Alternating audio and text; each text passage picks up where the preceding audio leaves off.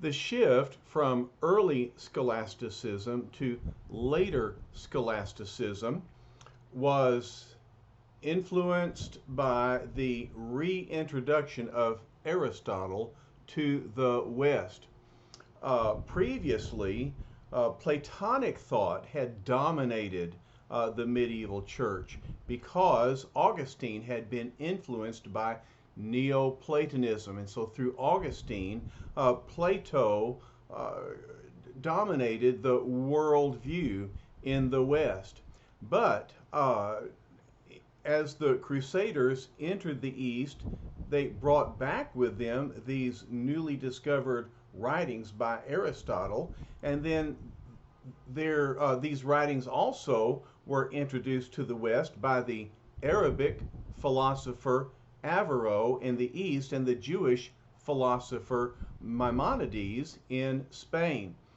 And so Aristotle, as his writings were reintroduced, as his thought had influence, there was a major shift in worldview. Aristotelian thought was more structured. There was more emphasis on reason. He taught the eternity of matter and the unity of the soul. Some philosophers adopted this new thinking against the old theology, pitting philosophy versus theology, reason versus faith.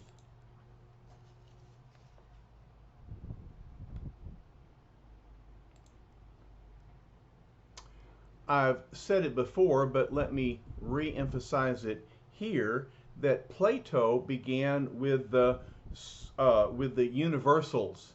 And so Platonic thought would begin with the supreme being and then work down to creation. Aristotle, however, began with creation and then went from there to draw conclusions about the supreme being. Plato began with universals. Aristotle began with particulars. And so Aristotelianism has a focus on what we can see, what is present, what is the individual as opposed to the corporation. And so this will have an influence not only on scholasticism, but on later thought in the Renaissance era, which will lead to individualism as well as nationalism. So we're seeing a major shift in the 13th century forward that's going to have implications for the Reformation. All right, the key figure in later scholasticism is Thomas Aquinas. You see his life dates there in the 13th century. He grew up in a wealthy family in Italy. Their goal for Thomas was that he would go to Monte Cassino and study under the Benedictine monks there. However, he desired to become a Dominican because of their emphasis on theology. It is said that Thomas's brothers actually locked him into his room with a prostitute, hoping that he would break his monastic vows and become unacceptable to the Dominicans. But he resisted, and then they relented and let him go to Paris University, where he studied under Albert the Great, Albertus Magnus, the great theologian of the University of Paris. Now, evidently, Thomas Aquinas was a rather bulky fellow, soft-spoken, but and so his fellow students often teased him and nicknamed him the dumb ox. But Albert said, "This ox one day will fill the world with his bellowing." And exactly so, Thomas Aquinas became the most influential theologian of the late medieval era. Okay, he was a moderate realist. The via antiqua was the old way. He said reality is the material world since God made it. And he desired to examine the creation to discover truths about God. So you see the emphasis on creation, reality, in order to learn about the Creator God. Okay, here's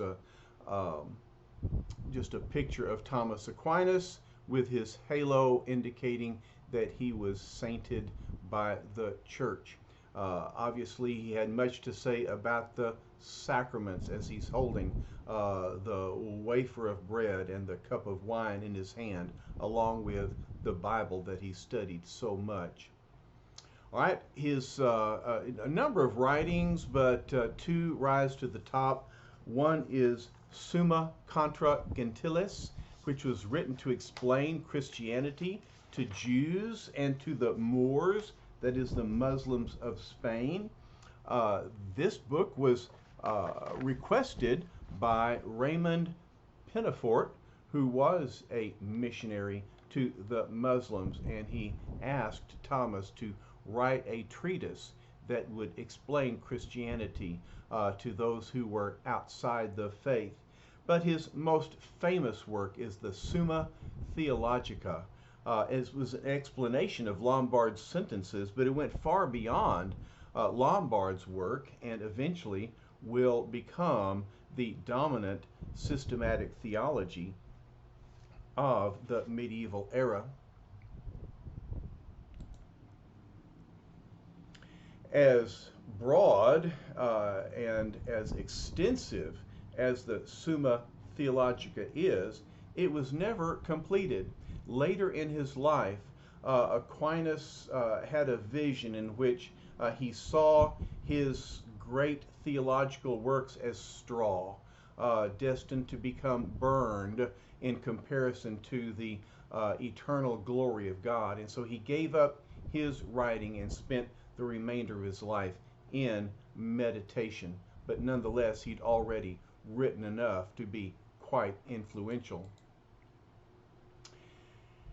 The teachings of Thomism, as his doctrines are called, both revealed theology and natural theology. So faith and reason worked together for Thomas Aquinas. For Aquinas, atonement involved satisfaction and moral influence. God provides the satisfaction, humanity provides the response. Salvation comes from grace and works to meet God's standard of righteousness and holiness. This is a concept borrowed from Aristotle's Ethics, but nonetheless, we can see in these ideas something of the Catholic Church's works-oriented salvation. I see semi-Augustinianism here, that salvation is initiated by God, but it requires the human response. All right, so this semi-Augustinian thought is being explained, defined, and defended by Thomas Aquinas, which again is a goal of the scholastic thinkers to support Catholic dogma with their theology. Now, we talked about Anselm's ontological proof for the existence of God, and we talked about how that was influenced by Plato's ideals of the universe, all right? But now Thomas is going to provide a cosmological proof for the existence of God, or proofs, I should say, that begins with the world as perceived by our senses, and then showed that world required the existence of God.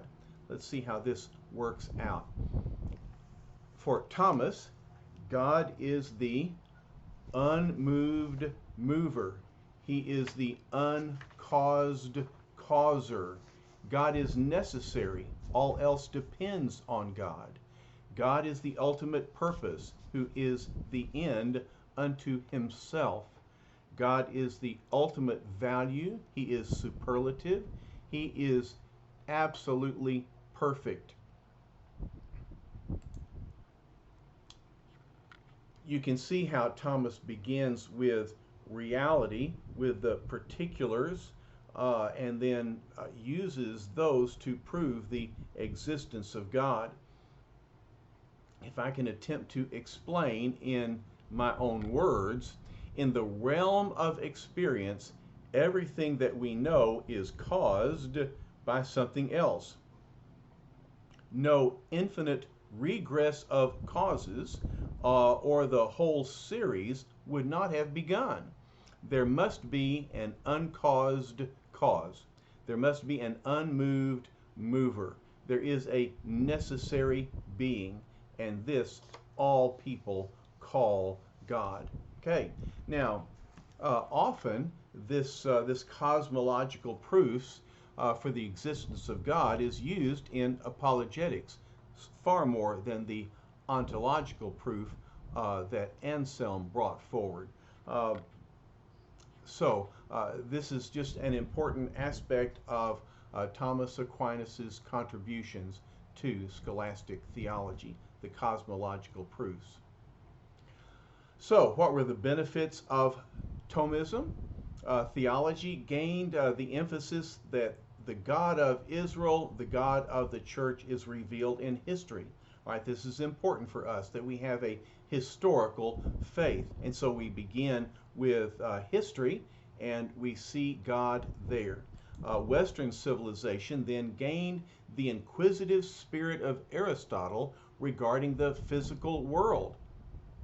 And that led to scientific and technological advances. It was as if Aristotle, mediated through scholastic theology, gave permission for the medieval thinkers to use a scientific observation in order to experiment and bring about benefits, technological benefits that aided the advance of society in the medieval era and beyond. And so Aristotelianism did bring about many benefits as it was accepted into Catholic theology. So, the effects of scholasticism. Scholasticism concentrated on an outward form of theology and philosophy, not an inward spirit of Christianity.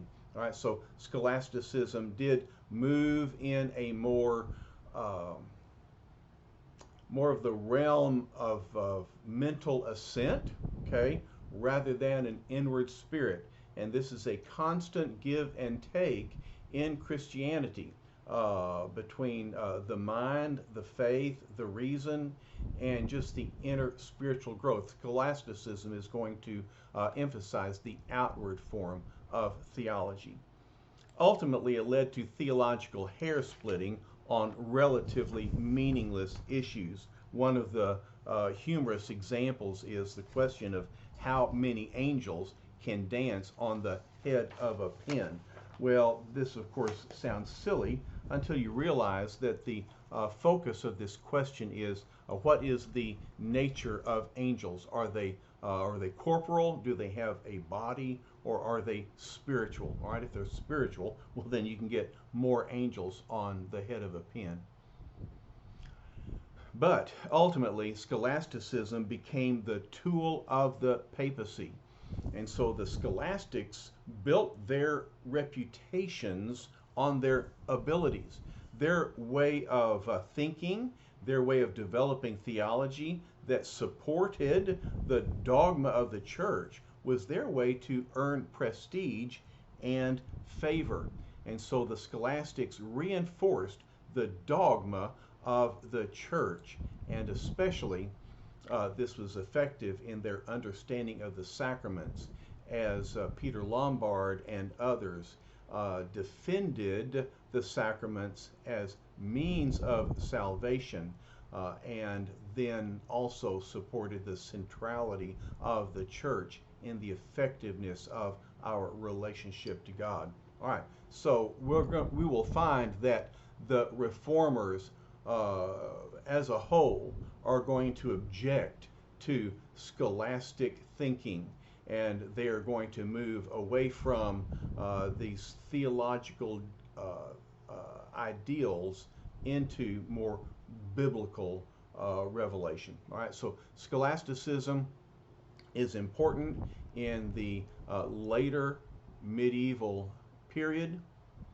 but again, it will generate opposition and fuel the later Reformation. All right, so thanks for your attention, and next we will look at the sacraments that were the subject of scholastic thought. I'll see you then.